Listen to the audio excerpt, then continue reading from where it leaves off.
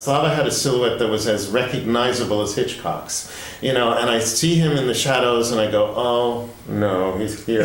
And sure enough, I get back to this dressing room, which is only about 25 yards from the stage, and he'd be here already, Andrushka, what was that?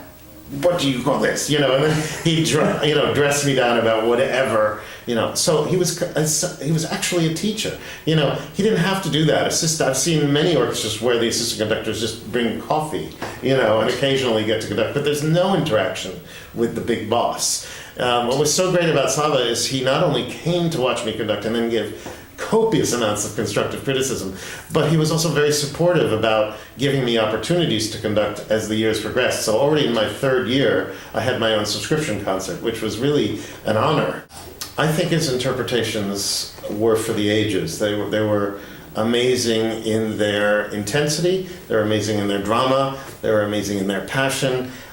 He didn't look beautiful as a conductor. It wasn't, and I didn't have this great podium charisma, but he had the rest of his charisma that carried him through. And certainly training an orchestra, like this orchestra was so much his orchestra, the National Symphony, because of the strength of his personality. So whether or not the downbeats were always where one expected, and believe me, they were pretty much all the time, the point was that he could sort of will out of the players the kind of sound world and intensity and ensemble that he wanted. He knew so many contemporary composers, so that his involvement in fostering new music and bringing really not just cello music, but new music of all sorts to the orchestra, to the music world. Right. This was a great service, and whatever one thought of his interpretations, for example, his Beethoven was far from the authentic instrument practice that's now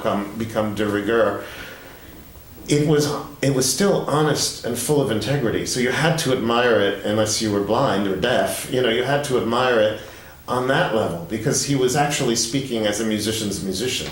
So when his interpretations maybe went against the trend, it still didn't mean they weren't valid and full of meaning. Hearing him talk about Shostakovich and Prokofiev, which he did often, but just watching him interpret these pieces was a very, very important part of my education and my learning. And so I'm always talking about what he said should be done in a certain passage that I remember. I mean, we all remember things like must be like nails in brain and, all of these sounds that, this is not just a conductor saying, please play softer, please play louder. He always had unbelievable and sometimes very harsh metaphors for what he wanted to achieve and get the drama out of the music. I was so excited to be conducting any orchestra, let alone a great orchestra like this one, that my youthful enthusiasm often got the better of me. And when I'd ask the orchestra to stand, I'd go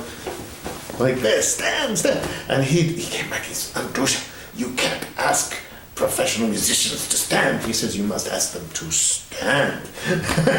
And so even that, every day, hope you would have, in the 30 years of my professional career, by far the most difficult soloist I've ever had to deal with in terms of demanding nature was Slava. More difficult than anybody else. It was great training. I mean, the beginning, in the late 80s, when we'd appear in other places, it was frightening. It's like, and it's so funny because he had the cello between his legs. He knew exactly what he wanted to be seeing. If you weren't delivering that, he was all over you. And especially, given our relationship, as I said, when I saw him years later, he still was treating me as his assistant. That would never change. Conducted the Dvorak with him, the Schumann.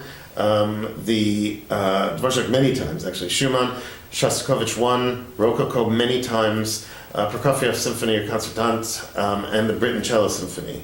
He had this obsession with these little dogs. Hooks was very well trained and would come and sit on the podium is 2 steps. The top step you stand on, the intermediate step. He'd sit there during rehearsal, sleep, and no leash, nothing. And then when it was break, he'd walk back to the dressing room, and so he was very well trained. Unfortunately, with a lifestyle like Slava led, I think he only lived to be about 10.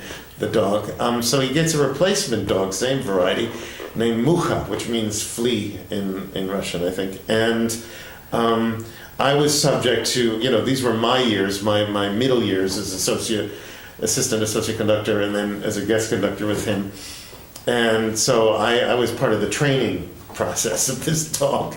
And so I'm conducting the New Mexico Symphony, and he comes out with Mucha on a leash, and he puts and we've already started the introduction to the Dvorak, which is quite long, and he was late, and I thought, I'm not going to waste rehearsal time, So he sticks the leash under the chair, and the dog, of course, starts running around as far as the leash can go, which gets, less and less, and then the other way, and then the other way. And then finally, he settles down and appears to go to sleep. It's a long introduction.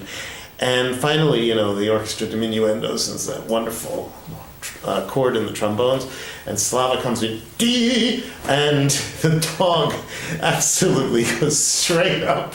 I've never seen a dog go straight up in the air and screams. And so the place was, the rehearsal was over for 5 minutes, talking about the ultimate critic, greatest sounding cellist of all time, and the dog has a stroke.